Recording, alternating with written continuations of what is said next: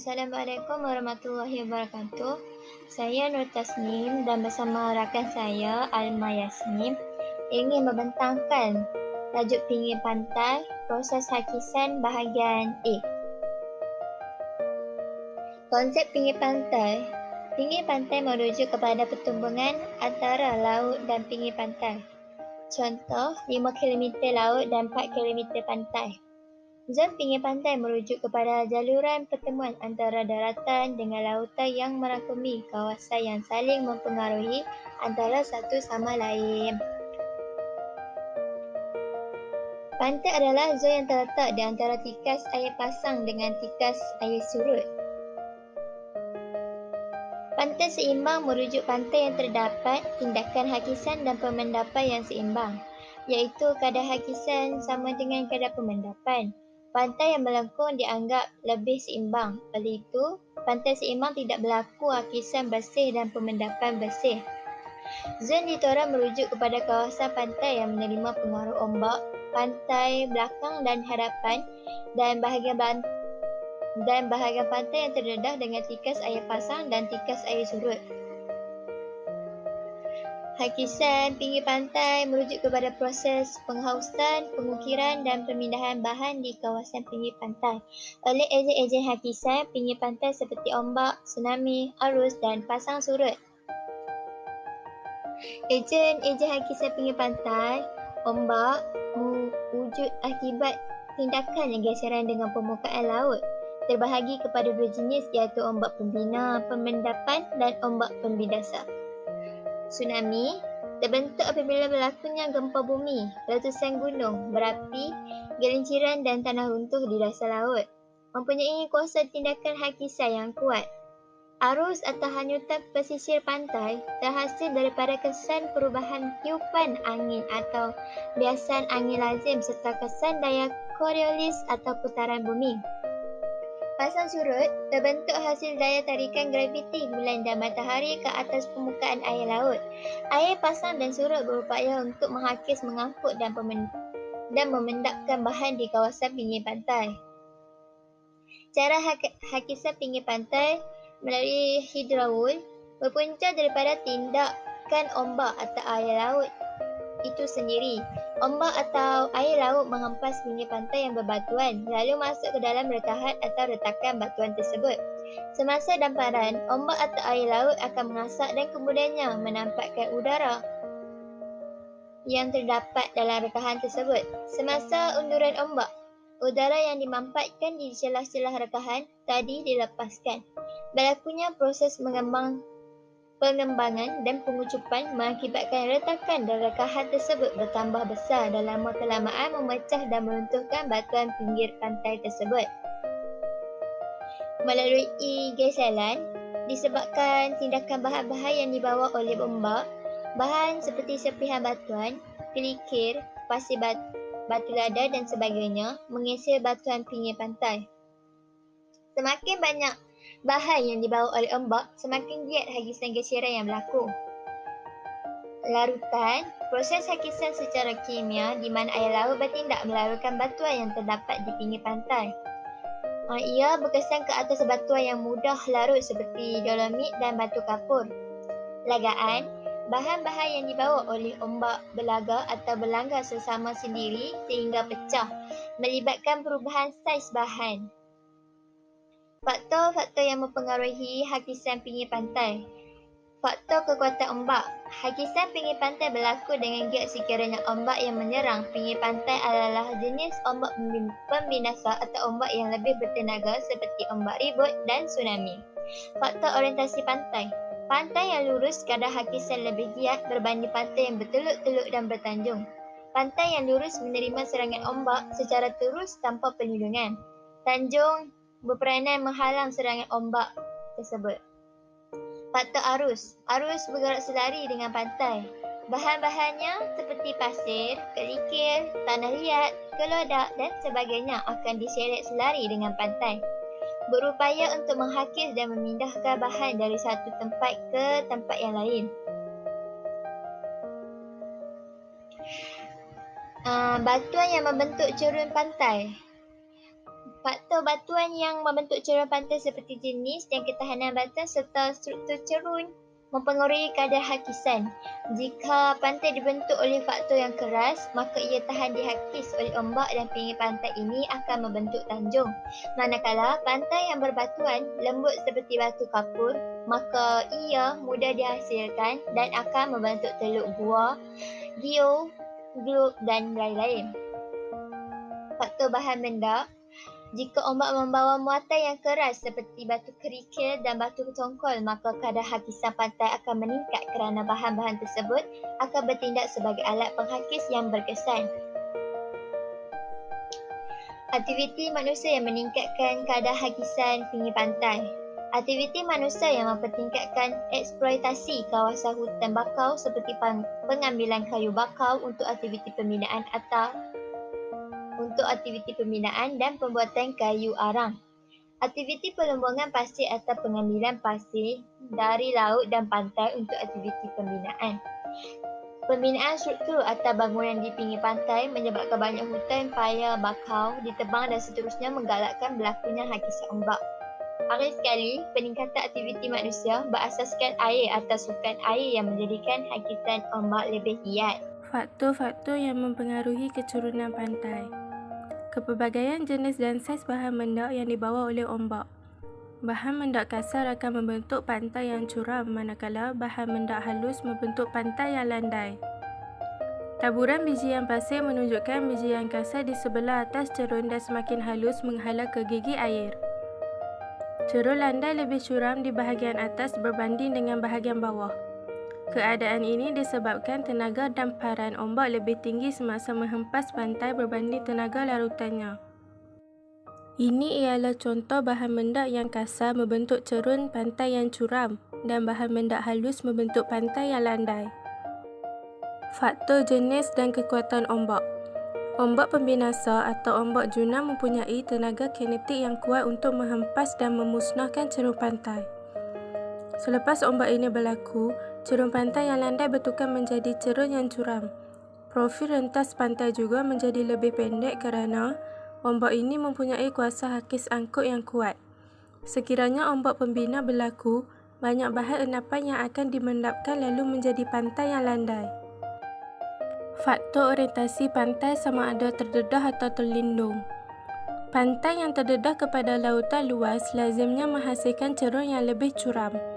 Hal ini demikian kerana kawasan pantai berkenaan mengalami tenaga ombak dan arus yang kuat berbanding dengan pantai terlindung. Faktor aktiviti manusia. Aktiviti manusia akan mengalami hakisan yang kuat menyebabkan cerun pantai menjadi curam.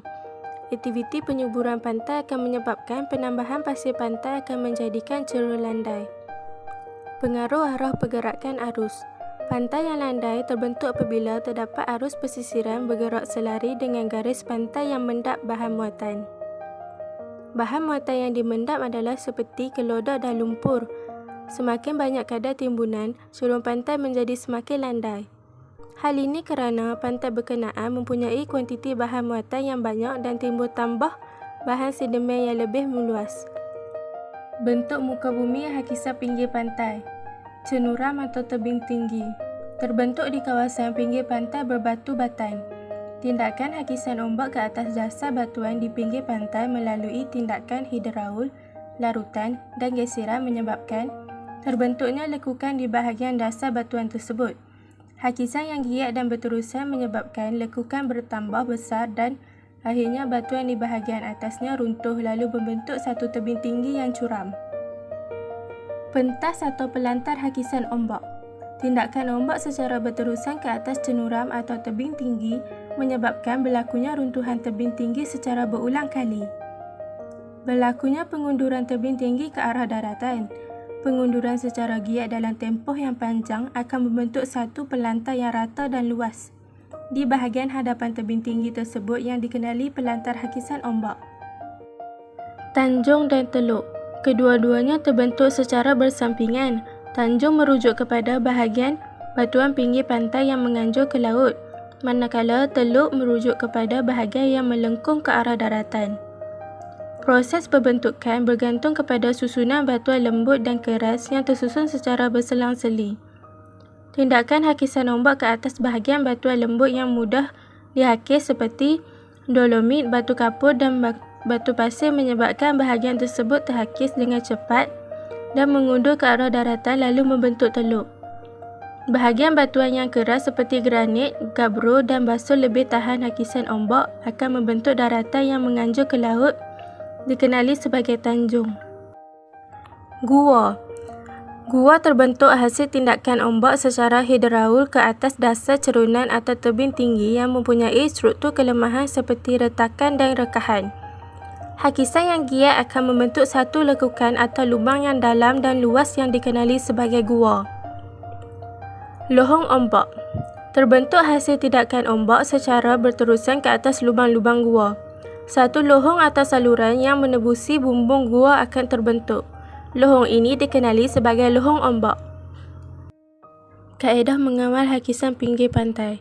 Kaedah perundangan.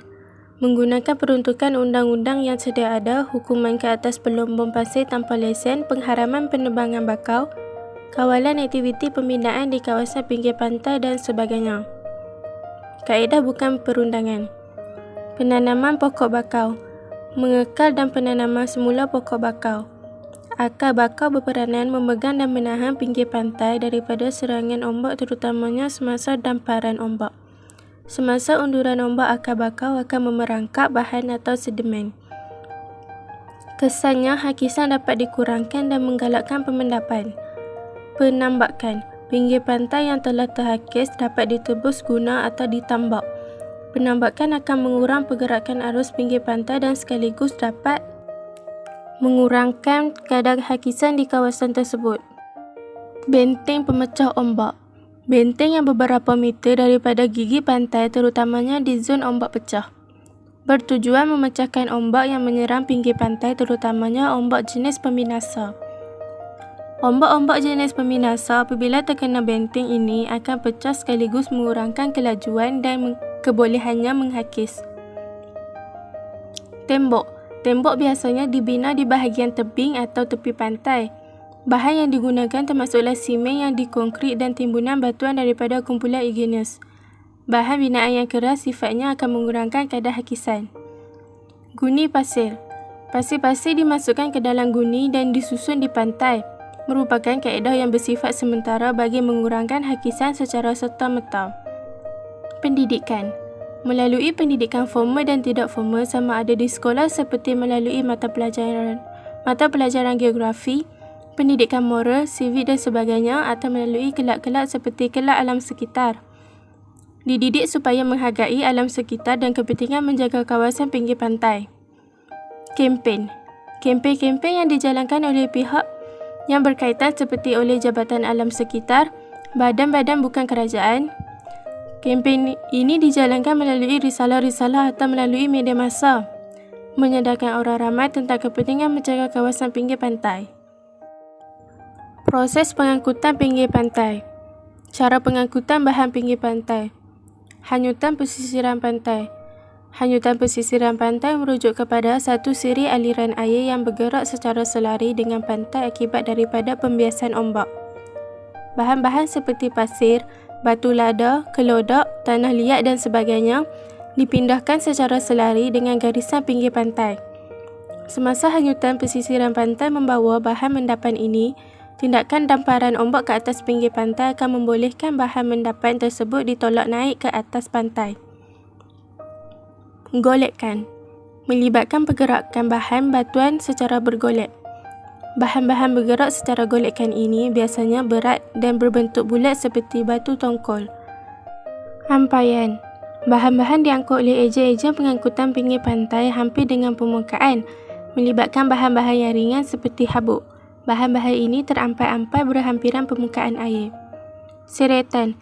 Berlaku kepada bahan-bahan yang sangat besar seperti batu tongkol. Proses ini berlaku secara perlahan-lahan di bahagian dasar.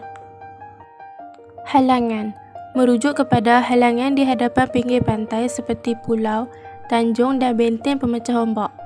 Bahan-bahan yang diangkut oleh ejen-ejen pengangkutan biasanya tersekat pada halangan-halangan tersebut. Contohnya, pembinaan benteng pemecah ombak menyebabkan bahan yang diangkut tidak sampai ke pantai, tetapi sebaliknya dimendapkan sepanjang benteng tersebut. Orientasi pantai. Bahan-bahan mendapan diangkut ke pantai dengan giat di pantai yang lurus dan terdedah. Bagi pantai yang berfiord, pergerakan bahan biasanya mudah tersekat pada halangan-halangan seperti tanjung.